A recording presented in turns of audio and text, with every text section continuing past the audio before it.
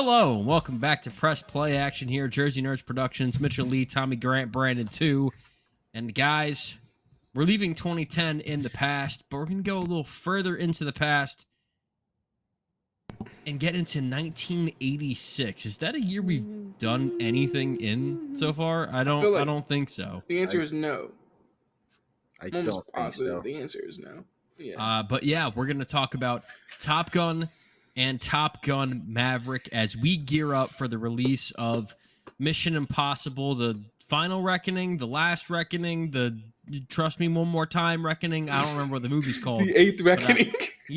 But I am looking forward to it a lot because after this, after the Top Gun reviews, we're going to talk about the Mission Impossible movies. But Yes. I wanted to time things up so that the last Mission Impossible review would come out the week that the Mission Impossible movie was being released, and I needed one podcast to kind of bridge the gap. What do you know? You've got Top Gun and Top Gun Maverick, the perfect pair of movies to do that with.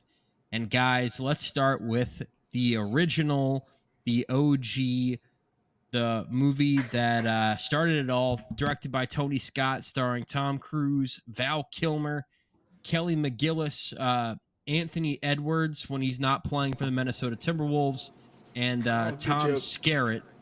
This one came out May 16th, 1986 on a $15 million budget, and it made $357 million worldwide. So safe to say that this was a big money maker. And I don't know about you guys, but my parents, my family, everyone that was around back then, like this was like the 80s movie. Yeah. Like everyone just I think everyone in their by it. 50s is like, this is the movie of my like lifetime. I was like, wow. I was like, but it's true. Like people love this movie. Like the vibes, what it represented, I guess, in filmmaking. Like people just gravitate towards this movie. Yeah. It's that kind of cool 80s. It's almost somewhere like an 80s patriotic film in a way because with all the military stuff that Tom Cruise does to support them and advertise kind of like the fighters, fighter jets and all that kind of stuff. But it's also got that iconic Danger Zone song that it's just kind of a staple piece of the 80s now. Like anytime you hear that song, you think Top Gun. You don't think anything else. Like that's such a good point. That's such a good point. Logan's Footloose. Like you hear that song, you think of Footloose. Like it's just that iconic 80s imagery and sound that you just every time you hear it, you just think of Top Gun. Can I just go ahead and say it? Like get it on the table. The opening scene, immaculate vibes. Yes. The soundtrack, the like opening like title song, just sick, and then it goes into Danger Zone, and then like the images are just sick. I'll tell you why you like it so much. I'll tell you your own personal opinion. Okay, yeah, I know what you're about to say. I know what you're about to say. Your words no longer matter. This is you like it. I know what you're about to say. You like it so much because Top Gun Maverick opens the exact same way. And hey, it was a great way to open the movie. Wheel. Go recreate the wheel. If it ain't broke, don't fix it. But we'll get to this with Top Gun Maverick. But dare I say they do it better. Like they do it better. But this is the OG, and so I'll pay respects to the fact that this is like one of the most immaculate vibes. I will support that opinion because I'll probably get hate for it. But the original Top Gun was never a big fanfic for me. Like I enjoyed it. I enjoyed watching it, but I felt like it kind of dragged on in the middle for a while. It just felt slow, and it felt that 80s kind of Don't worry. You're in agreement here. You're in agreement. By the way, mom, dad, all the racist uncles out there, like now is the time to maybe skip 30 minutes into the review, skip to the Top Gun Maverick. Go ahead to when we talk about Top Gun Maverick, because we're going to, I don't want to say shit on what you love, because I'm not pulling my pants down on this thing. It's a perfectly fine movie, but I think it is something where you had to be there in the moment You know, it was a big cultural thing. Also, I think it's really funny how these days I think there's a lot of people that like to just label everything as like, oh, they're gay. This movie's definitely got some undertones, overtones, all sorts of vibes, and like everyone, like my parents and relatives, they're like, no, that's not it. I'm like, man, did you watch the same movie I did? I will say, when there's the volleyball scene, because they do the same thing with the football, with the dog fighting football scene in Maverick, it's the same formula. The volleyball scene where they're like shirtless and having a good time doing some stuff. I'm like, yeah, there's some little undertones here, but at the end of the day, like Goose is just like a funny character, but I don't think they lean into that enough, and that's the problem. I don't think like we'll get into it because I have some problems with Goose in the movie. You shut your goddamn mouth. Not I was as gonna say, Goose okay. is a saint. I mean, do you want to start now? Because like I have some problems. I have some problems. I think that this is good because we all came into this, and Brandon and I know because we talked about this before we saw the Top Gun Maverick. Yeah. We're not the biggest fans of the first one. We're not like we're not gonna come and hate on it. It's cool, but it's not. Cool. It's a cool movie. It's cool. It's not. It's not a classic to us or anything like that. But I think that the reasons why we arrive, and obviously we'll get to grades later, the reasons we arrive at the grades that we arrive at are very different. Because I disagree with you a ton about Goose. I think that the friendship between Maverick and Goose is the best part of the movie as far as I'm concerned. And when those two are on screen together, like the first 30 or so minutes of the movie, when it is almost basically like a buddy film between Maverick and Goose, I was watching it and I'm like, shit, am I gonna have to eat my words? Like, did I like this movie? like this movie more than I thought that I did? Because this is the third time I've seen this movie. I saw this movie. I watched it with my family when I and your dad was like, "This ago. is the movie. Like, you need to sit down and watch it." No, my dad liked it. It's my mom and my uncle that are like, "Oh my god, this is amazing." And I remember watching it and going like, "Are you fucking serious? Like, this is what you're losing your mind over?" And then I saw it before Top Gun Maverick, and again I was like, it's okay. And I definitely liked it the most this time around, but I think so much of that was because of the camaraderie between Maverick and Goose, and it worked so well. So when you say that you didn't like Goose, I'm like, well then how are you arriving at similar places as me? Their relationship is what makes this movie work and what allowed there to be a sequel. I agree with that statement. I don't think they do enough. I think explain. What would you have liked them to do instead? I just want more of like a backstory on them. I don't care about Val Kilmer and Iceman and all these other Hollywood. I don't care about all these other I don't think you get a whole lot of Iceman. No, you don't. There's a shockingly low amount of Iceman in this movie. God, I feel bad because I'm the type of person now where this movie's an hour and 50 minutes. Give me 2 hours and 10. Like, I want more Goose in Top Gun. I want more Goose in Maverick. I want that. I don't want whatever they're doing for the middle part of the movie. I don't care about the middle part of the movie. I just don't. I don't care about the relationship between Tom Cruise and the female character. I don't care about that. I don't care about Charlie at all. I don't. Okay. So give me more Goose. Give me more Goose. Common ground. Okay, we have found. So your problem with Goose wasn't that you didn't like Goose. It was that you didn't think you got enough of him. I think he's a good character. I think they underutilized what they had. And I agree with Tommy. It laid the foundation for the sequel. But they underutilized Goose, like, as a character. Like, it was. I don't think they underutilized Goose. I think they underutilized Iceman. Because I think that they gave so much attention to Kelly McGillis's character, Charlie Blackwood, who it just felt to me like they fall in love because the script says they will fall in love, Right. and They it don't didn't need to happen. be in love. You rhyme or don't buy reason it as at to why all. they should. Why do they need to be in love? They don't need to be in love. They can have a fling and just keep going. Like that's what he wanted anyway. Like, you know what I mean? Like he didn't want to fall in love with her, and in the sequel they don't even. She's not even there. So Yeah. what happened there? Like we go back to Penny and we go back to that whole situation. Like I just. Or just give me more. Just give me more of Maverick and Goose just doing stuff. And this goes I back more to more Iceman. Like my comment about how it's your typical 80s movie. I feel like yeah, all 80s it's movies so have formulaic. they force a romantic relationship into the movie even if it doesn't call for it.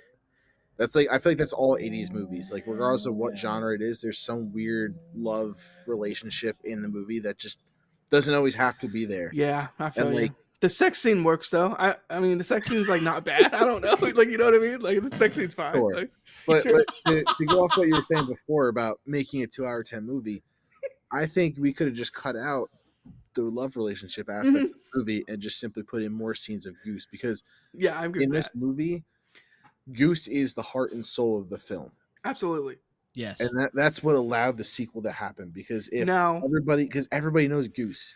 Everybody in the world knows fucking the name of Goose. that's true. That's just, that's how much people love his character. Maverick's first line to him, talk to me, Goose. Like everyone knows that. Everyone, and it's like that's like signature.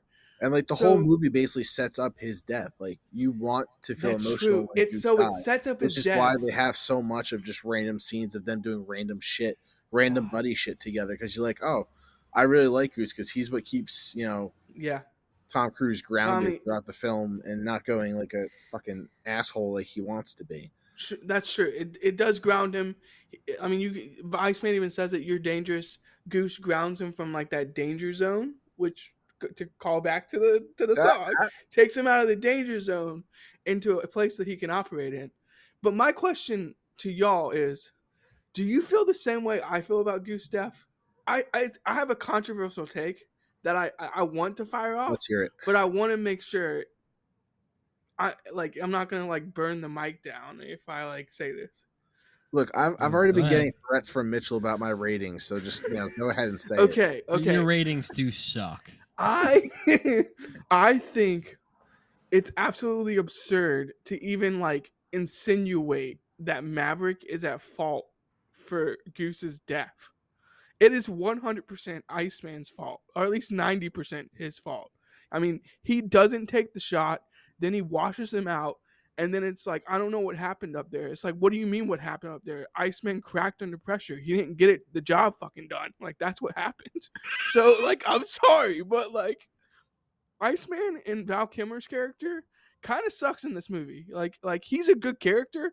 They don't use him, and then he really should be the villain. He kills Goose, and that's just like not talked about. It's just like, oh, Maverick was the one who was responsible, and it's like, what are you talking about? This dude wouldn't be dead if Iceman took the shot and actually like had some skill and actually like capitalized on like, didn't crack under pressure, which is what he did. Talk about he's got ice in his veins. He's ice cold. He never flinches. Well, he flinched in that moment and he got someone killed. So Yeah, sorry if that hurts some people's feelings. I know Val Kilmer, R.I.P. I love Val Kilmer and I think he's an awesome actor. But like his character in this movie, it hurts me sometimes watching this movie and like how underutilized he is. Like I do not like it at all. I think it was more of a character growth moment for Maverick. It's like I feel That's like fair. in the beginning of the movie, Maverick would have just like went off on Iceman for just fucking up, but he was just so upset the fact that his buddy was gone that he just kind of he played the survivor's guilt card. He's like, and it's on basically made me. it like, yeah, it is on me too because I was his buddy, I was his partner. I should have been there for him to stop it. With all that said, Val Kilmer, when he is used in this movie, is absolutely sick. I love Val Kilmer in this movie when he's actually used. The problem is he's not used enough, and maybe Mitchell, you can get a little bit into that. They use him shockingly little, and wasn't he the bigger star? Am I misreading that?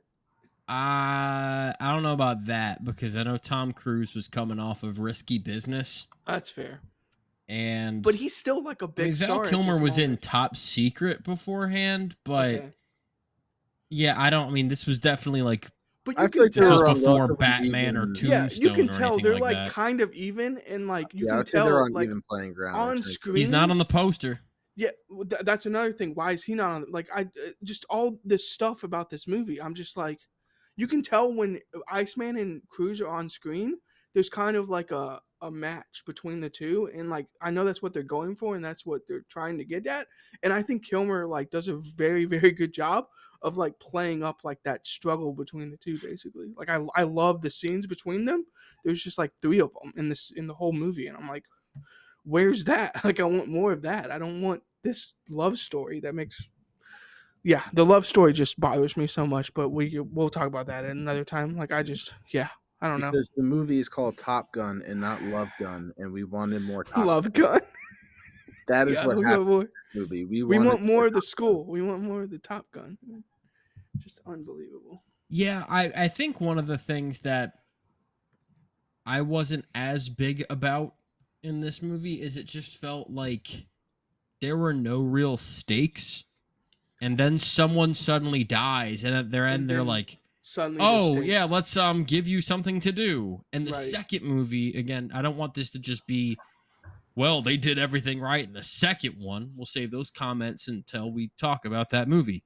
But it just kind of feels like there's no stakes in the movie, and then they have to manufacture something at the end because we've just been fucking around this whole time. Well, okay, And Tommy. it's So not you that brought there's not enjoyment to be had with that, but it just feels like there's so many different tones to this movie as far as like, it's now fair. we're doing the romance thing. Now we're in school. Now, oh, there's something we have to go do. Now And he's it on his just kind bike. of, Yeah, now he's on his yeah. bike. Yeah, it's like yeah. So Tommy, you brought up a good point. Um, it Oh, does thank feel you. like they're building. It does feel like they're building to the death of Goose. It's like all like building up to that point. But like Mitchell said, there's really no stakes. It's just like okay, this is the 31st hop. And they got a week left in Top Gun school, and like we haven't really like been in the fighter jets enough. Like to me, like we haven't had enough of those scenes.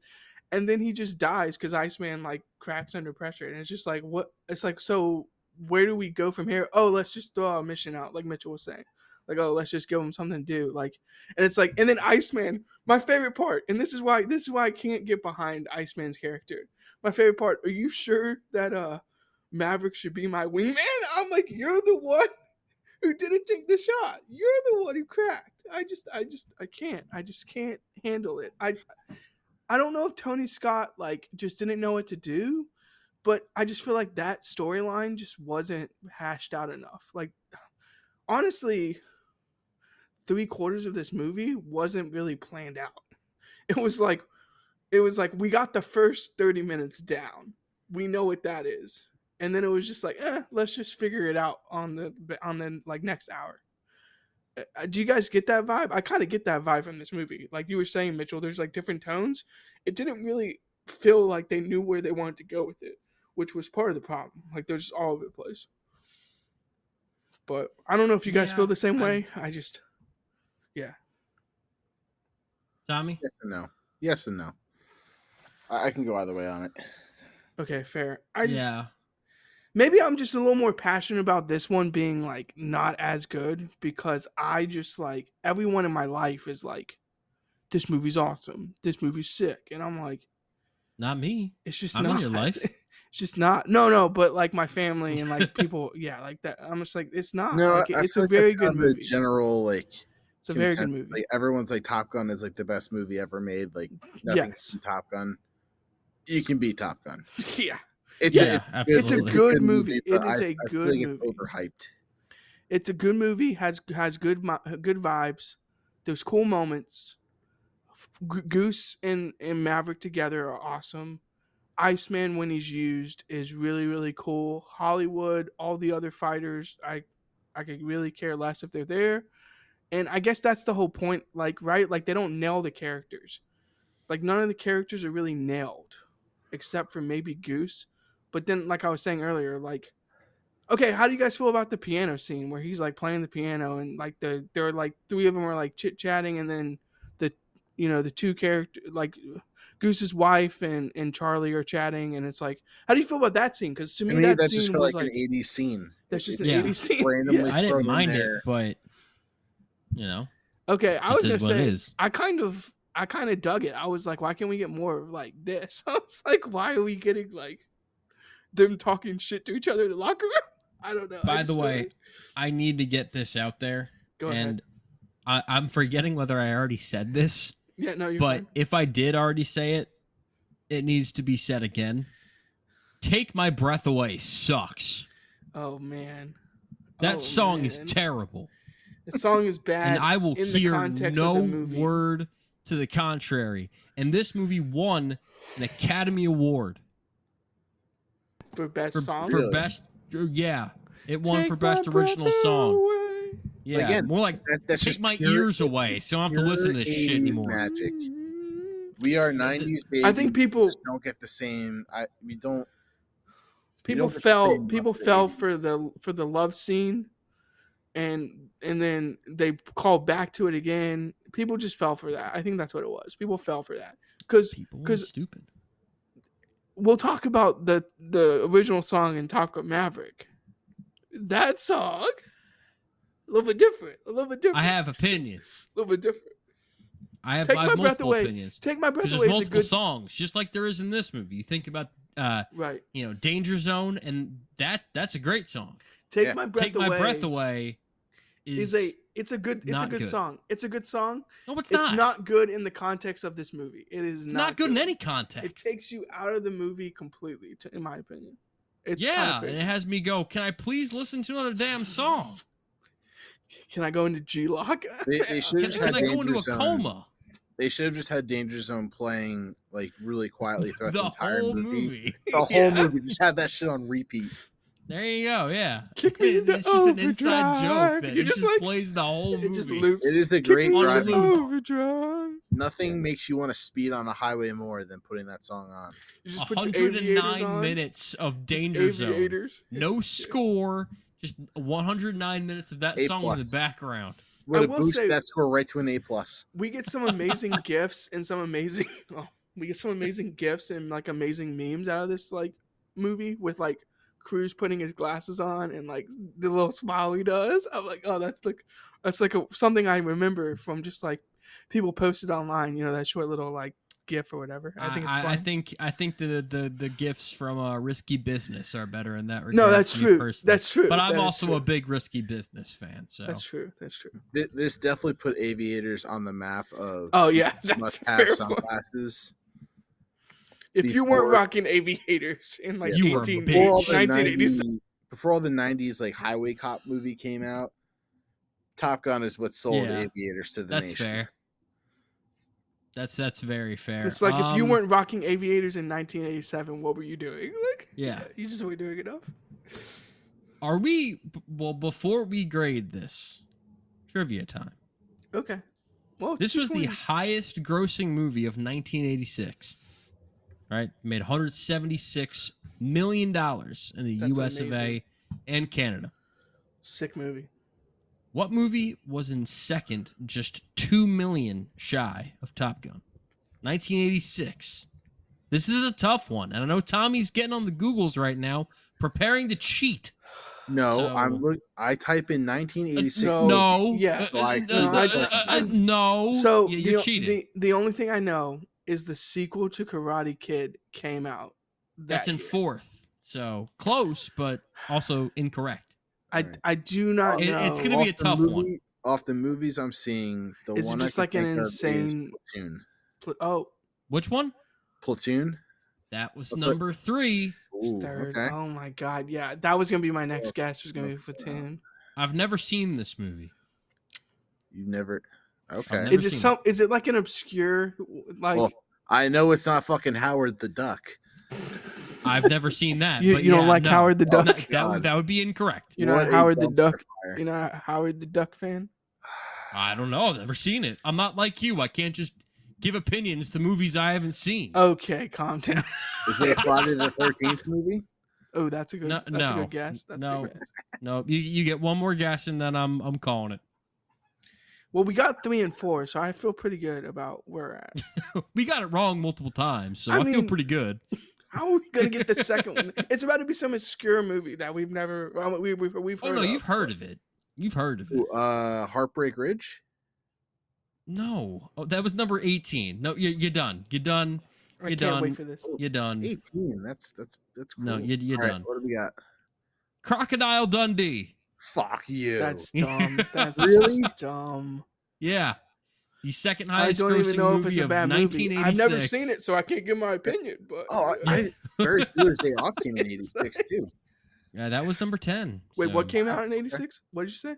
Ferris Bueller's Day Off. Oh, okay. Rounding yeah, the top 10 was number 1 Top Gun, then Crocodile Dundee, Platoon, Karate Kid Part 2, Okay. Star Trek 4 The Voyage Home, Mhm. Back to School, Aliens, which is Okay. an all-time classic. Oh, Quadrilogy, baby. The Golden Child with Eddie Murphy, Ruthless People, and Ferris Bueller's Day Off, which is another all-time classic. I'm really as far as surprised concerned. Ferris Bueller made that much money, but it's like a cult classic. So I bet you it was like one of those word of John mouth. Hughes. It was one of Yeah. those word of mouth. People were like, "Oh, you have to go see this movie. It is like sick." And to be honest, Absolutely. Ferris Bueller is an awesome movie. But yeah, All right, let's Interesting. grade this thing. Tommy, you want to lead us off? I can't wait for well, this grade. I think I might. So I need I it. gave it a B, 40%. God, I love Okay. you. That's in the ballpark. A Thank little you higher than I thought you were going to go, but for being that's very fair. But- 'cause Brandon? you and I do our stars differently. That's why. That is true. I do What, them so you have, correctly like, and 3 you and a do them half? wrong. You have like 3.5 Yeah. there. So Okay, yeah. to interrupt half your for a crazy B? world for I was just curious. If that's But- what he had. I mean, to interrupt your world for a fucking hot second here, because I need it. What's up? the way you have 5 stars, 5 Yeah. letter grades, A, B, C, D, F. Uh huh. A half star to me is basically an F to F minus. 1 star is just a pure F. 1.5 is Okay, you 'cause break you- it down 'cause- that way. Okay. because you guys do 300 points worth because you have D minus, D, and D plus. Basically for every letter grade aside from F. So if you split that in half, you arrive at a D or whatever letter it is, solid A, B, C, D, or E at 50%. So anything from that below to the minus 1% is a half star. Anything above that is a full star. So 3.5 stars is a B, 50% or lower. Does that make sense? Kind of? Hey, as long as you A have little a bit. method to your madness. Now, I might not will agree with say, it. I will say, and I'll mention this when I give my Maverick grade. But 5 stars treated a little bit different for me. That's where So like mine for is. an A, 4.5 stars for me is an A minus 1% to an A 50%. That's full how 5 I stars- treat it. That's how I treat it. Yeah. By the whereas way, full just so you 5 know. stars is a 50% to an A plus 100% based on how you guys do your number Okay. grades and all that shit. I think That's that's, how what I we have do. it mapped out. Isn't that what we do, Mitchell? Basically, for I the don't most know. part. I feel like that's what we do. But anyway, A little different, but it's a little different. hey, but as long as you have a method, I have a method to Cool. my madness. yeah, I'm all for it. Standard deviations in math. Let's go. But what was I gonna say? Oh, my grade. B, 81.9. So I'm okay, so I higher get to than it be on Tommy. I'm higher than it than Tommy. But I mean, it's a B. It's a cool movie. It's a good movie. Good movie. I get Not to as be good the as people think it villain. is. If you say B, if you say C plus, I'm actually gonna throw up. Q. No, I'm just kidding. Okay, I was like, B minus 31.86. So yeah, fair. we're in the same ballpark, just different seats. Okay. That's how I like to see it. So all right, Great I sports think analogy, I, Mitchell. I think that yeah, thank you. I think that 29 minutes is good. 29 minutes is You solid. basically nailed it. People can skip right to the 30-minute mark. Let's talk about the movie that we really want to talk about as Yes. far as this goes. Let's skip forward 36 years to the year 2022. Now we were supposed to get this movie in 2020, but then something happened. Top Gun Maverick, directed by Joseph Kosinski, who to this point had made Tron Legacy, Oblivion, and Only the Brave, which Brandon and I saw together and really enjoyed that back in 2017. Another Miles starring Teller movie. Hey, I love my Miles Teller is one of my guilty pleasures. Between Whiplash, The Spectacular Now, Only the Brave, War Dogs, I'm a big Miles Teller fan. Yeah. The Offer was a really good show on Paramount Plus as well. That's a good one. Tom Cruise, Miles Teller, Glenn Powell. This was a huge, I don't want to say breakout. This role was for the him, start but of the Glenn Powell. The Powell Assance. Yeah, the Powell Assance. Yeah. John Hamm, Jennifer Connelly, Ed Harris gets listed very high in the credits here. He's not in the movie very long at all. Like in the movie for like 3 seconds. Exactly. Yeah, I would give higher credit to Louis Pullman, Monica Barbaro. They get much more to do in this movie. $170 million budget on this one, and it made $1.4 billion with the B. Yes, with the B, Brandon.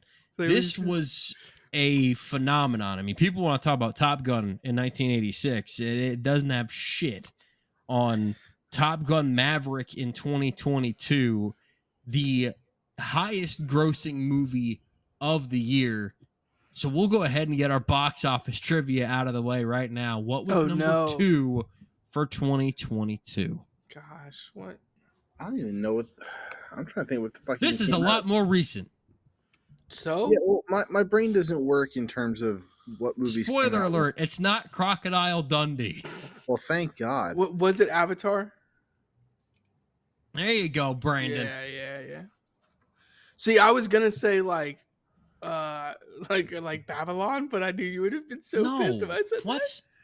No, what? No, Babylon. Babylon was number 59. Honestly, my guilty pleasure of 2022. Now that I'm like looking at 2022 movies, Bullet Train. Oh yeah, no, you had Bullet Train like as your number one movie of the year, basically. I'm just kidding. You didn't have that. But yeah, that was Top Gun Maverick, Avatar 2, Black Panther 2, Doctor Strange 2, Jurassic World Dominion, Minions 2, The Batman, Thor: Love and Thunder, Sonic 2, Puss in Boots 2 it was 2022. It was the year of sequels, but it was like such an awesome year. It was the year of 2. It really makes sense. It was such an awesome year too. It really was.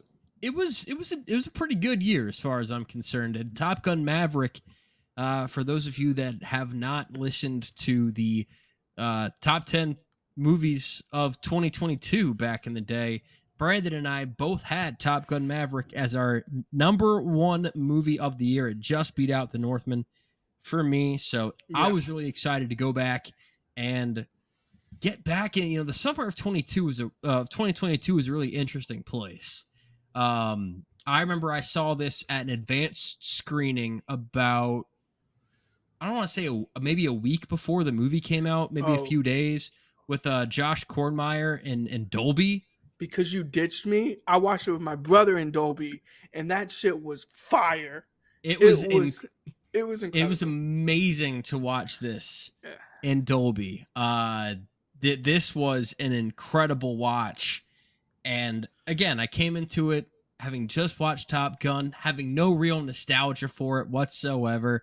I just wanted to have a good time. But I remember watching The Northman in Dolby with you, Brandon. Yeah. And they showed one of the training scenes where Tom Cruise is kind of teaching the pilots like dogfighting, and they have that dogfighting sequence where he's just going and beating all of them one by one.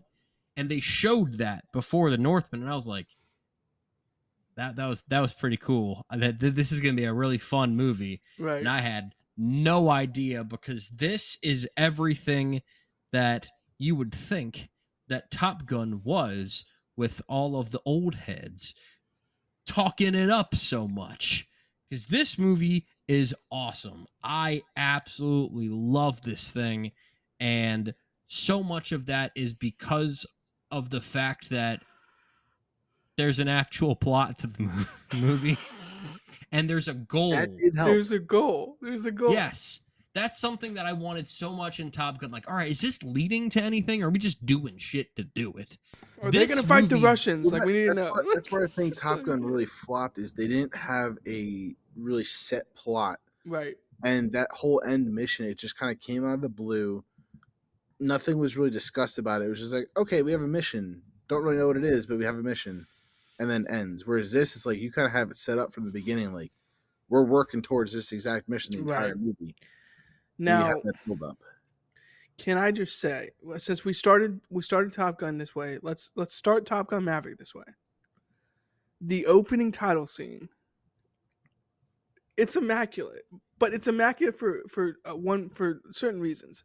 Just listening to it in my headphones downstairs in like noise canceling headphones, the like little clicks you get of like the landing gear like coming up and like the little like pieces of noise you get inside of Danger Zone makes this scene even more well executed than the opening title sequence of Top Gun. And the funny thing is, it's literally a straight rip. It's like a straight rip of Top Gun's opening scene, and it's done better. It's just done better. Like, it just sounds better. It just, and that, of course that's technology, but like it sounds better, it looks better. It just like, but the vibes are there. And I think that's what everyone in that theater, Mitchell, when you first see this movie, you're like, oh shit, I'm watching a Top Gun movie. Like they're not playing around. Like this is Top Gun Maverick. Wants to see. Right. Like, because this is Top Gun Maverick. Like, no matter who you are, no matter what you do, the thought of being like a fighter pilot is fucking badass. That's true. So seeing that kind of like visual, especially with technology now, and like being able to see those kind of shots, like crystal clear, and like again, like you said, hearing the sounds of everything, all the takeoffs, with of course, Danger Zone in the background. I mean, like, nothing will get your adrenaline pumping in a movie better than that. You're like, strap in, let's go, let's do this, bring it on. Now, and they bring it on.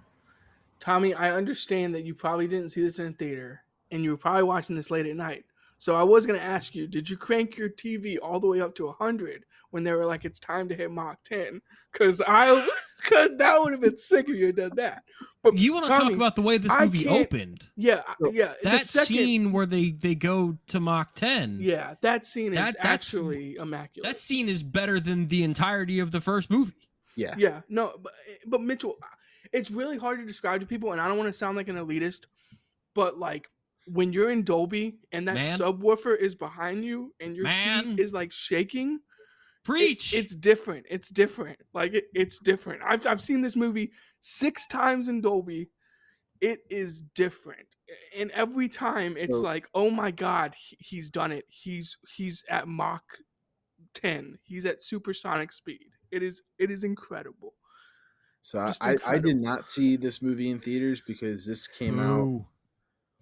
It was during the pregnancy and Josie was born. So this is the year Take her to the movie. Ability, well, I would love to. When they re-release this in Dolby, please go. Like, please. This was during my era of when I stopped going to the theaters and had to wait for movies to come out on streaming. So this was a movie You're I still watched. In that era. That era is still going. But yeah, we're hoping to start going to the movie soon. But yeah, that's fair. But I was going to ask you if you cranked up the volume. Come out on streaming, and I had to have all the lights off in the house.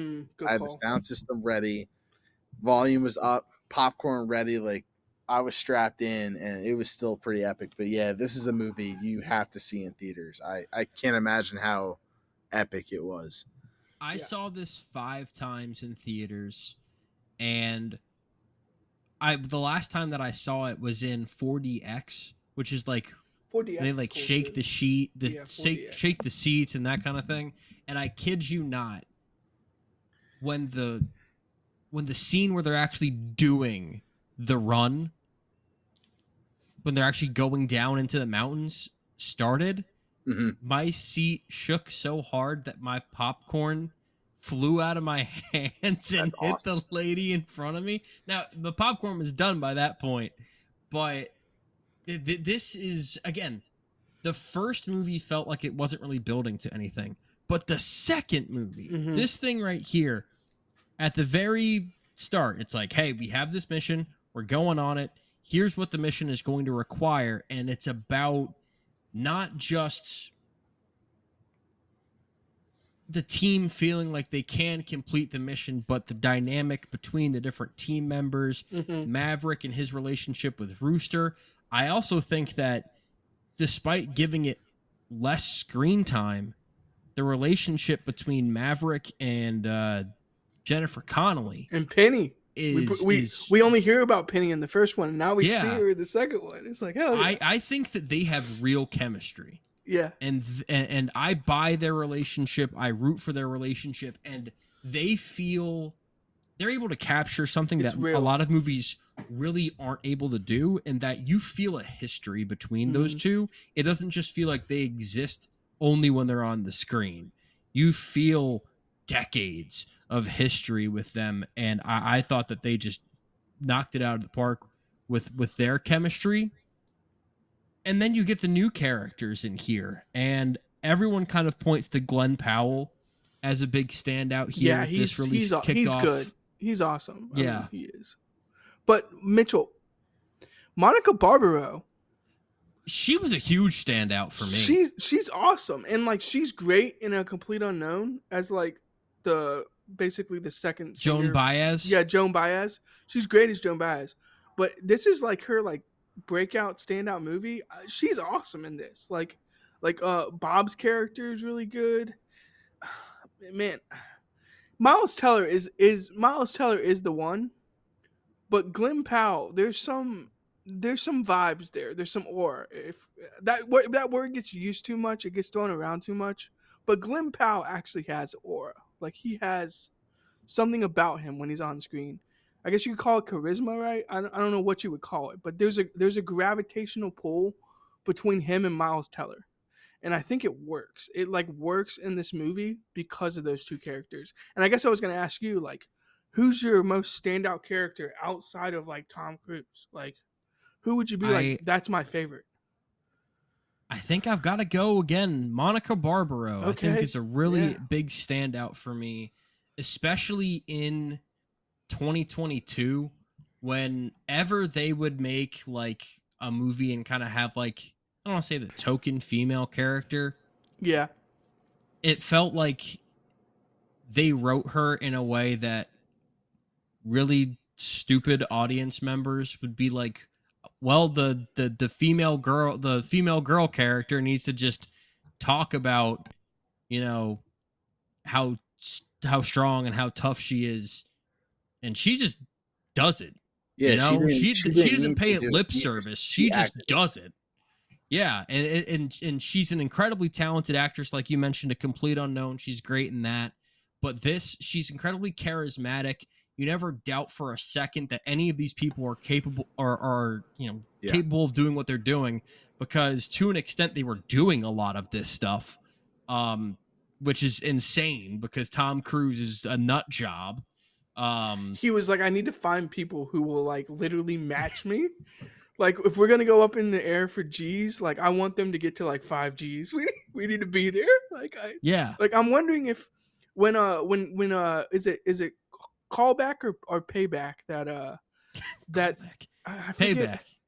Because there's a scene where he like goes into G-lock, right? Like he like passes out. Yeah, and it's just like, is that real? Like does he pass out? This is how you do training sequences, because Top Gun, when they're in school, it's just like they're just dicking around. This, when they're actually like training in quote unquote school, there is like, we have an objective that we need to complete, and there's a course that we are going to have to fly, and it's beyond anything we've ever done before, so we're going to have to really push ourselves. And so every rep feels like it's got weight to it, and you feel, hey, our timeline just got shrunk. We're going to be doing this quicker than we thought that we would be doing it. And like the football sequence, Tom Cruise, like, hey, I need this to be a team, and you buy the Can we camaraderie. talk about that scene? Can we talk about that scene? That One Republic song's not good either, but it's better than Take My Breath Away. I like the song. The song matches the vibes on the beach. My Yes. my whole point with that scene is when Miles Teller catches the ball and then he does like the shimmy. I'm like, okay, I'm in like definitely in the scene now. Like this is just unbelievable Look, work right this now. is the scene that brought the world out of the pandemic. Right, yeah. Like we were You know still what? Yeah, we were fair. still creeping out of That's such a good point. That is such a good We The were point. still, pandemic ended on creeping out May of the 27th, pandemic. 2022, when this movie was released. When Miles Yeah. Teller's But shimmying on the dude, beach, honestly, because shirtless. again, like I wasn't able to go to the theaters to see this, but all I fucking heard for weeks was the goddamn beach scene. I'm like, what? Like, is nothing else It's a going good on in this scene. movie? It's a good scene. Is this the highlight of the movie? Like, that can't be. It is like the All I heard about volleyball was the scene though. goddamn beach scene. And you can tell they're all oiled up. Like Oh it's yeah, like of yeah, Of course. very course, much yeah. oiled up. Like we're And trying you to know make they the muscles they pop cater here. to their audience because you know what, men and women of all race and whatever came out to see that goddamn scene, and it sold tickets. Yeah, I just went and cried in the gym the next day, you know. You were like, will I ever get a body like Glenn Powell? The answer I'm is never going to no. look like Glenn Powell, but you know what? That's fine. However, going off of that, I think Top Gun Maverick did something that a lot of revamps, sequels that are like decades ahead, like don't do very well, and that's kind of blend the original with the new. Blend the story. And Yeah. with the beach scene, I thought was a really good mirroring of the original, but I loved the bar scene where you have the new crew singing the song, and you kind of flash back and forth a little bit, and you see kind of Maverick like reliving his past, but seeing the new crew, like kind of like the passing of the torch. I thought that scene was really well done. That was the first scene because like I could tell from the opening sequence as far as the the Mach 10 sequence. You were like, oh, the jet action in scenes are this, gonna be sick. the action sequences in this are going to be just incredible. But that scene and just the editing and the contrast between Miles Teller singing in the bar and everyone having a great time to Tom Cruise outside of the bar looking in, and I'm like, okay, this movie might touch on some emotional things that I didn't expect this movie We weren't to prepared do. Yeah, Right, you're not and prepared for it. we'll definitely get into that later. But this absolutely does. I mean, this is one of those movies where I would say man tears, but now I turn into a straight up bitch by the end of this thing. Yeah, Joseph 100%. Kaczynski gets it. Like he understands the assignment. Like yes, this is a top. Only the Brave made me cry more. Yeah, but no, I know. But this is much better than that. But that is that movie does things to me, man. That's an emotional movie. I will say that. But I just think he gets it because he's like, this is a Top Gun sequel. Like he understands the assignment. Like like this is Top Gun. Like yes, let's touch on let's not run away from the original. Like let's blend it. Let's go after it. Like Whoever's job it was to perfectly place the like Top Gun bell toll in there. Oh my at gosh. certain points. That Whoever's job toll. It was to do that, A+ job for you. You did a great job with that. I don't know what edit mixer. Perfection. I don't know who sound mixer is like editing that together. But when that bell toll hits, every single time I'm like, oh shit, something's about to happen. I'm like, bell toll, ding. I'm like, I just hear Kevin Hart go, "It's about to go down," you know. I'm like, all right, I'm ready for this because this movie. You got to do this in 2 minutes and 15 seconds. Lock. Let's go ahead and dive into one of the many iconic scenes from this movie. We talked about the beach scene, but maybe the most iconic scene of the movie is a scene where they're not even doing the damn thing, and it's after. Well, I guess we have to talk about the Iceman scene first before we get into this. Yeah. Val Kilmer, obviously he wasn't in the best condition when they filmed this movie. Still pulled it off, though. He couldn't speak. They actually, I couldn't tell if it might have been a family member or something.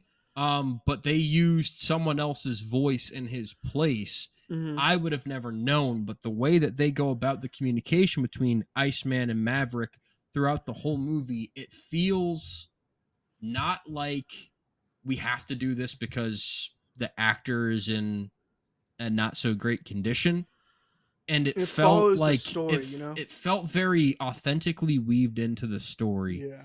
And I think that is an exceptional job on the part of Joseph Kosinski and the writers for this. Again, paying respect to like well, the that was original. also all Tom Cruise because he fought tooth and nail to basically force Val Kilmer to come I on think this movie. I think he 100% knew that in the first movie they didn't do enough. Val, they didn't do enough. Like he's there, but he's not. And like I think he wanted to pay respects to like the fact that like that character for Val Kilmer, like I don't know if it's like iconic for him. I don't think it is, but just like he's a part of like Top Gun. He's a part of this. So to have him there was like really cool. And like yeah, like Mitchell said, like they weaved it in really well. And like it follows the story, like it makes sense. Like yeah, okay, like he's gone downhill health-wise. Like he can't really talk to him, like like he has to communicate through text, or like when he sees him in person he can like type it out, you know what I mean? Like it flows well, it makes sense, it's emotional, like that. Like that scene between the two of them, like you can just feel the chemistry. I don't know what it is about those two, but you can like feel the chemistry between those two guys on screen. Like it's different, I don't know, it just feels right. And yeah, that was a very emotional scene for me. I think I cried earlier today when I was watching. I watched it at like 8:30 p.m. at night. I was like crying. I was like, God, Val Kilmer just passed away. Like this hits. Like this sucks. Like, yeah. But then that gives into, hey, Iceman dies, and all right, you're gonna have to kind of step away from things. You're done. Mm-hmm. We haven't really made any progress. So then Maverick We're decides going to 4 minutes. it's time to show everyone that this mission can be flown. Mm-hmm. And so he just goes. He goes nuclear. You can say yeah, and he just goes on his test run and does it, and it is one of the most fun scenes to watch of the 2020s so far in movies, as far as I'm concerned. Agree with that 100%. I just remember like gripping the seat, and also just again Dolby. I mean, I think a part of it was I was gripping the seat to avoid falling out of it. You just hear like the whoosh. You're like, it's like whoosh, whoosh. Yeah. Like it's just and like, again, to our good buddy Joshua Kornmeyer, this was his first Dolby movie. Which is one hell of a way to have your first Dolby experience. Dolby, I think my first Dolby movie was like Mary Poppins Returns or something like that. So, incredible. Yeah, it could have been a lot better. Not that that was a bad movie. It was I'm a saying fun just movie. like to have that be like the first. And hey, if you're looking for bright colors, that had that. Honestly, shouldn't be talking bad about it. That wasn't. There could have been a lot worse. So my whole thing with the Dolby experience is like when you get to this scene. It like I just don't know if it like whatever they do, it just like you said, Mitchell, there's tension, there's stakes, it's real, and you feel it, and you grip the seat, and you're like, holy shit, like is he gonna do it? Is he gonna do it?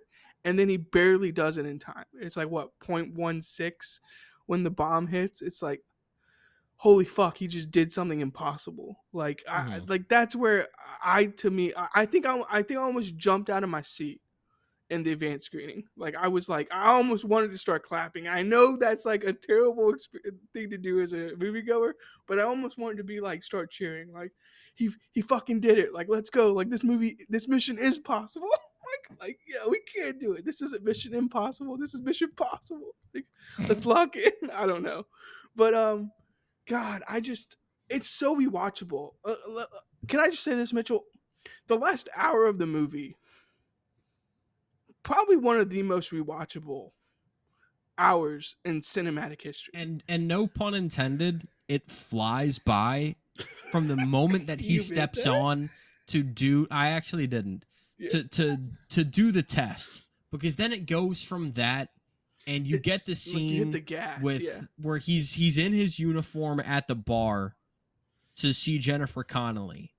and there's no dialogue spoken between the two, and yet you're able to feel so much from their interaction and everything building up to the moment that Tom Cruise gets into the plane. When he says to Hondo, For it's been a pleasure. Like, yeah, I mean, it's well, just from him on the aircraft carrier, yeah, where he's like looking out into the water, and the other guy, why am I Warlock, I think was his name, yeah, says Warlock. like you're where you belong, and you're so tense for what's about to come. He says, "Hey, Rooster's gonna be my wingman," and you knew that was going to happen.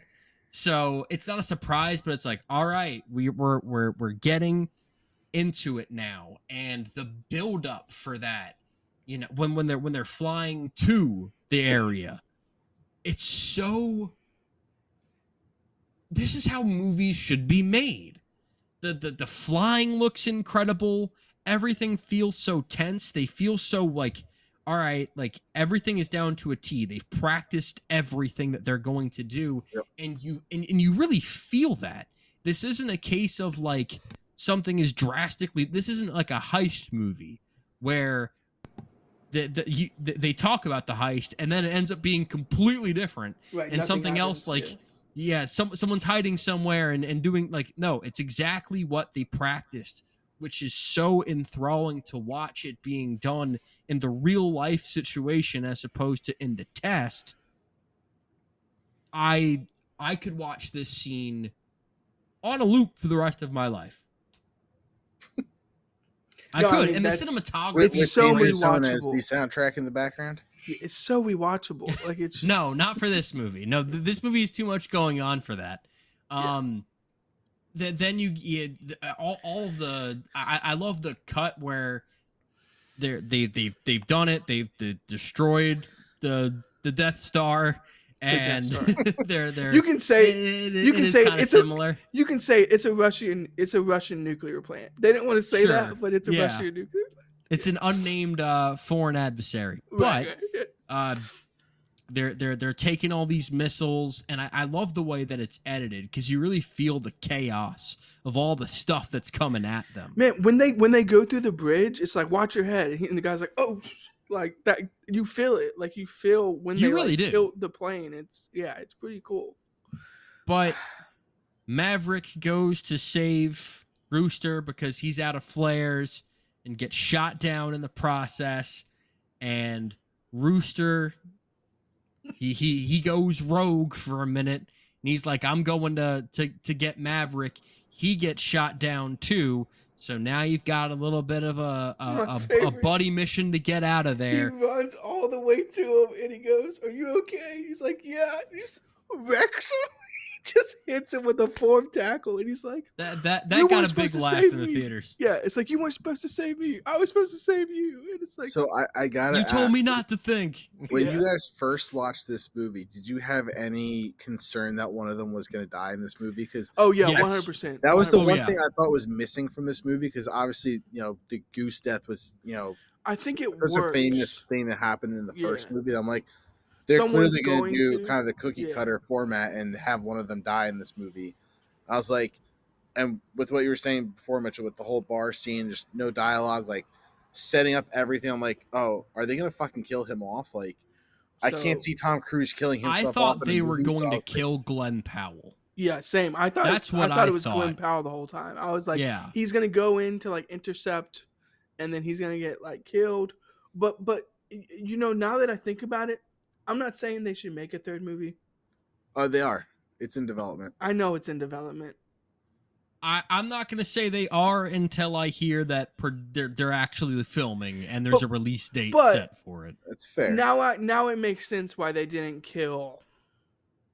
So, like, if they would have killed someone off, it would have been like Payback or Yale. Or it would have been like someone during training would have done that. By the way, when he G-locks out and like his plane is like spinning and like nose diving, I'm like, that was a moment where I was like, oh, that like they might kill someone then. Like, it was very, to answer your question, Tommy, on first watch and like not knowing anything about the movie, like not having any spoilers, you really feel like the entire time, like to Mitchell's point, there's tension throughout, and you feel like someone's going to die because you're like, that's the formula. Like someone's supposed to die. Like it's like that's how it has to go. But yeah, Mitchell. I guess it gets to the buddy mission. Okay, this is my one gripe with the movie. You have a gripe with the movie?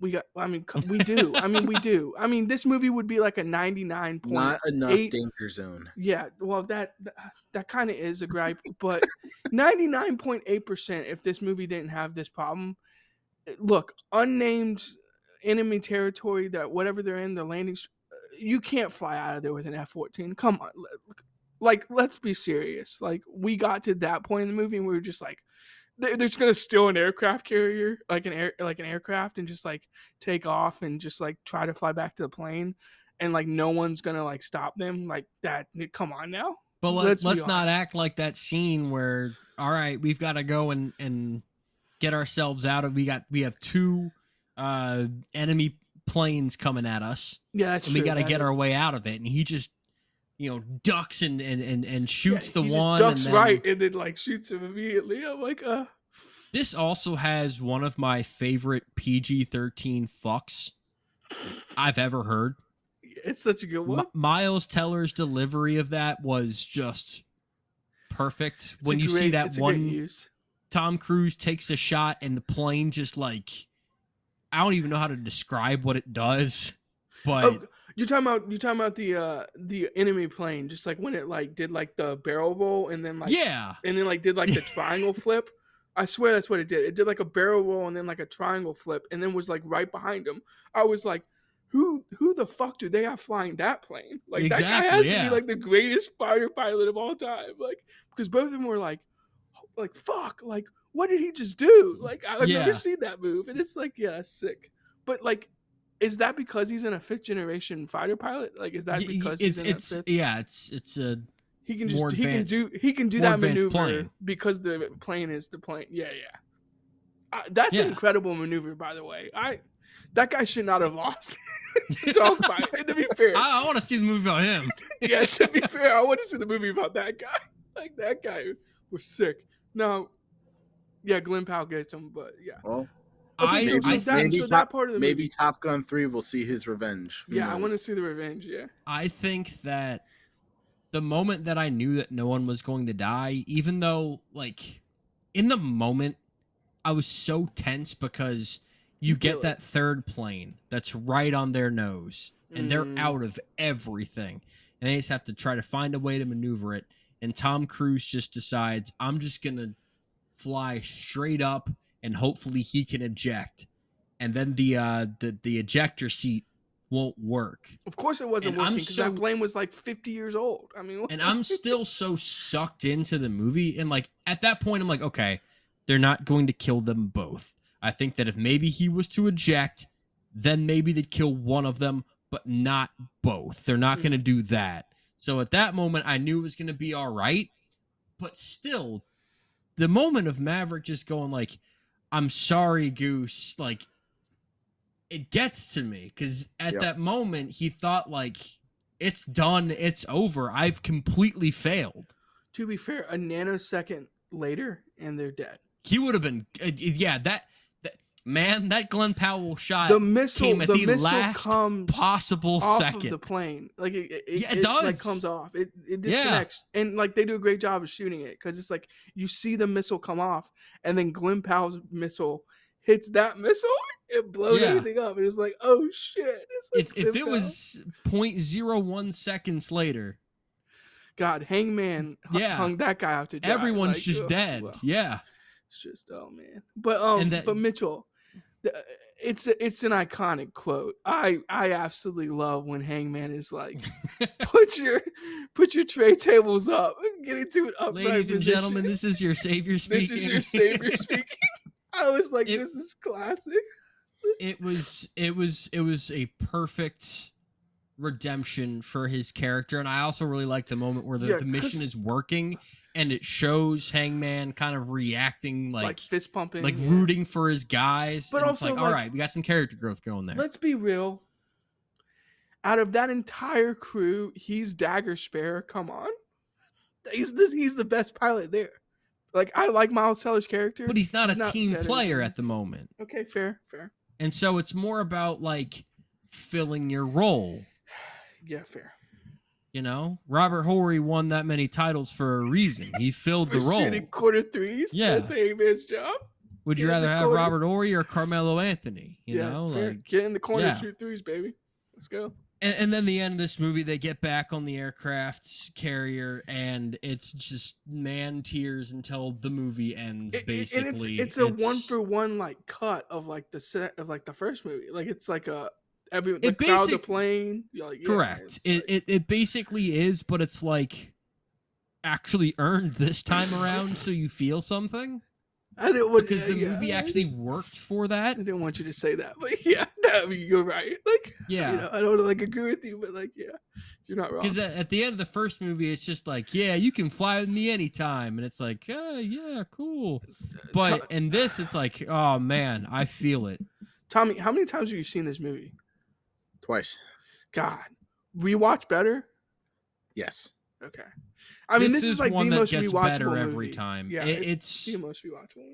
This is one I highly anticipate one day to hopefully see in theaters again. They're re-releasing this. Yes, shit. this is going to get the 10-year anniversary, the 20-year, and all that stuff. So in 2032, when this movie you could do gets like a Top Gun double feature in the theater. Like, yeah. No, I'll just do the sequel. Thank you. I just need Maverick. That's all I need. Yeah, because that was epic enough.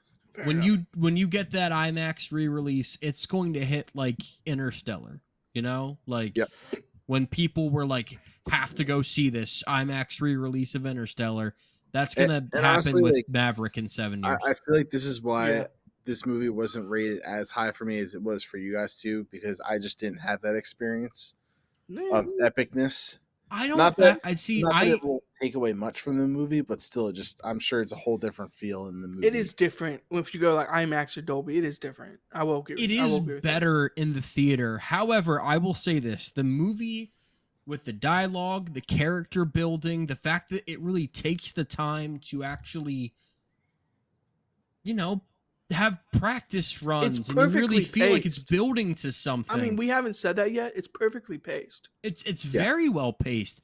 This is not one of those movies where it's like, if you don't see it in the theater, don't see it at all. Because I had that test the first time I saw it at home. I'm like, all right, I don't have that theater experience. Is it gonna hit? And it still does. Have to make sure you have a fan or something, absolutely, cold to cool yourself off after that beach scene. Well, I was gonna say when he hits Mach 10, it's like just a little farther, baby, just a little farther. Yeah, I think it absolutely does work at home because of pace, characters, all that stuff. 100%. I don't think that this is a strictly theatrical experience, although you definitely do get more by seeing it in the theaters, and when they do that inevitable re-release, Tommy, I could not encourage you higher to go and check that out. I know Brandon and I will be there. This is one of the, if we're in other states, we're meeting up. Like and this is a movie that, do you know how, like, you don't know, but it is incredibly rare for me to get Sarah to see a movie in theaters multiple times. Yeah. Well, that is a rarity. And she saw this movie with me twice. My dad suffers from the disease of putting on a movie and falling asleep within 5 minutes, no matter what it is, time. He could be wide awake, standing up. He will still fall asleep for most movies. This was a movie, and I think this kind of goes into what your family was. He stayed awake for the whole thing. He was looking. He was excited. He was like locked in. He was gripped in, which is a very rare thing for my dad to see for a movie. And I'm like, okay, we have potential here. I just think if you see the first two scenes, you're hooked. I don't care who you are. Like, you could be. I think anyone, anywhere, locking in on this movie in the first two scenes. That's when I watched it for the first time, because my parents were down visiting me in Virginia, and we were like, let's do a movie night, and that was out. That just came out on streaming. You were like, Dad, putting on. Actually, my mom and dad stayed awake for the whole thing. They were gripped in. I'm like, all I right, love it. got a winner. Yeah, I was gonna say you got to the end of the movie. You're like, Dad, forget the FBI. I'm going to a Navy Academy. I'm going to be a fly planes. He's gonna be a pilot. Yeah, firefighter. Tommy, you want to grade this thing? Yeah, I gave it an A, 55%. Love that. I mean, it's a little low, but it's okay. Love that. I mean, that's a high movie. 55%. It's high. At least he gave it 4.5 stars. A 55. I moved it to I mean, 5 after it's very Mitchell much. Bolivia. It's That's very not much a 5-star rating. It's very much low. Move it back. Nope. Give it an A+, or else keep it at 4.5 So what stars. stops it from Just to being? spite you and your bullying. So because okay, Tommy, What you haven't said stops a it from negative being an thing. A+? What Yeah, keeps it what from stops being an A+? not Or a higher enough, A for that matter. Not enough danger zone, and there was not enough. There was no loss in this movie aside from Val Kilmer's character. Fair enough. There's no stakes. I wouldn't No say there's no one stakes, but No there's one no stakes. there is no like wow that Yeah, I'm person gonna give died. you a wooden stake to the heart. You know, like, There is What? like no wow that stakes. person died on screen. this type look of like moment. Outback to you? Yeah, Mitchell. The grade has changed since 2022. You better not go Um, back on giving this an A+. But this is in Please the hall. do, just to piss him This off. is more. It's in the Hall of Fame? Jump This is in the jump this on is my in the bandwagon. Brandon 2 Movie Appreciation Hall of Fame. A Nice. plus 84.0. And if you want to know what movies it's around, The Godfather and Django Unchained. Oh, this is way better than The Godfather. I don't do know. not The agree with Godfather that is statement. sick. The Godfather's sick. But Yeah. I love Django, and Django is such a rewatchable movie for me. Top Gun's more rewatchable. You know what's It is funny? incredible. It's incredible. Brandon, so this fell just short of the Mitchell Lee Movie Appreciation Hall That's of Fame. disgusting, honestly. You didn't give I can't believe you. Tommy gave this an I A50. can't You're like, believe oh, you. that's fine. But I give it an A plus 66.23, and that's disgusting. That's The despicable. double standards are That is disgusting, Brandon. despicable. Despicable. But Brandon, when I got done with this, I was like, The yeah, Mitchell Lee Django Hall of Unchained. It's Appreciation like no longer has any weight. So is Django not in your Hall of Fame? Top Gun Maverick is a 66.23. Django is a 66.64. See, so we're in the ballpark. Like, Yeah. we're at the same wavelength. Yeah, I just but think those I'm movies just- are Hall of Fame. Yeah, I just think those movies- I'm just a little bit shorter on it. I think that you got Glenn the bell Powell toll. might be a little bit too much in the Yeah, first fair. act of the movie. But okay, when he rips into Miles Teller's character and he's like, "You don't fly hard enough. Like you can't do this." No, I'm not like, talking about "That's that. I'm talking sick." about like in the bar. Oh yeah, that's a little too much. But that like that might be it. So you I was know? gonna say the bell toll. Top Gun Maverick has the bell toll sound. Django has the Django. Django has fantastic needle drops. Yeah. Django Unchained has some of the best needle drops in movie history, as far as I am concerned. Can we So, talk but about it? Can we talk about it? Speaking of songs and soundtracks, can we talk about it? the Lady Gaga song? It's incredible. It's fantastic. best song, best original song. Did it win? It didn't No, win, it right? didn't. It didn't win that year because the movie that I kept telling you to watch, but you didn't watch, RRR, Not to, won that, and that was the right choice. That movie should Okay. have won. Fair. You need to watch RRR. I'll watch Sorry, what RRR. movie? Speaking of RRR. Netflix, It's an Indian movie. It's Yeah. so good. it, It is the most. Mitchell no, I'm described telling you. it as Fast and Furious mixed with like I forget what else, but yeah, it's like crazy. It's like it's like if someone said, "What if we made a Fast and Furious movie based on like historical events and made it really, really good, Well, okay, but also like a made rip it at more Fast like and Furious. balls to the wall and fat." It's also like 3.5 hours long, but it's on Netflix. That's a classic. It's on Netflix. Please watch this movie. I've been trying to get you to watch it for years. I've given up on I you, know. Brian. I know. I'm sorry. Tommy. I'm sorry. Tommy, you need to watch RRR. Mitchell, At I the don't very watch least, you will Netflix. not You know be bored. I am sick of your movie bullying. on a weekly basis, I get hazed by you for movies I Okay, need but to watch. motherfucker, I when have I am recommended a bad movie to you? That's What's true. my? When is he recommending a I've been bad doing a one? pretty good job as far as my hit rate. Yeah, Mitchell. Give me my credit. Give He me my encourages credit. bullying. He encourages bullying He because does. it works. He's a cyber bully. If you Yeah. know Tommy and you see him in the street, tell him to watch RRR and then throw a piece of cheese at his head. I don't know why. Throw it in my you know. mouth, at least. I mean, come on. No, Don't waste no, good cheese. no. Moldy cheese. A tomato. That's what cheese is. Man, Mitchell, Cheese I was is looking not tomato. not Cheese is to mold. not to go off track, but I was looking at Sure. my Hall of Fame. Reservoir Dogs, right below Django. Moonlight, which I just saw for the first time, in there. I need to rewatch that. Man, I mean, my Hall of Fame is cooking. Inglourious Bastards in there. Obviously, all 3 Lord of the Rings movies. Obviously, Damn right. Well, God, we'll have to see it's just cooking. if any of the Mission Impossible movies So can Mitchell, get in there, because next week Mission Impossible and Mission Impossible 2 as we kick off the Mission I'll Impossible spoil this. reviews. I've only Why? seen any of the movies that I've seen with you, and like the first one. I haven't seen any of the other Mission Impossibles. I've never So seen I the am Mission Impossible locked in. movie with you. We didn't see 6 together. He's I only swear seen we the saw first 6. one. No, Yeah, I swear we saw that 6. one with Sarah and only Sarah. No, I never you saw that sure? movie with you. I've never seen the Mission Impossible movie with you. All right. Well, I saw seen last 6. one with Josh. I've No. seen 6. I've seen 7. I've seen 1. So I'm locked Brandon, in. who else are you watching movies with? Yeah, you My- cheating on me, My boy? fiance, obviously. Mitchell cheats on me more. He goes and sees this thing with Josh and advanced screenings and stuff. I'm like, just can't. I have seen 1 1,000 times, and He I've did. seen- I'm being mean to 4? Mitchell. Mitchell did reach out and was like, "Hey, do you want to see Sinners today?" And I was like, "Can't do it. Yeah. I'm working." So All right, which Mission Impossible? It's one of the, like, I think it might be 4, where they have that like weird hallway mirror. That's screen. the 4th one. Okay, That's- so I've that's seen that. Ghost That's the only one I've Protocol. seen.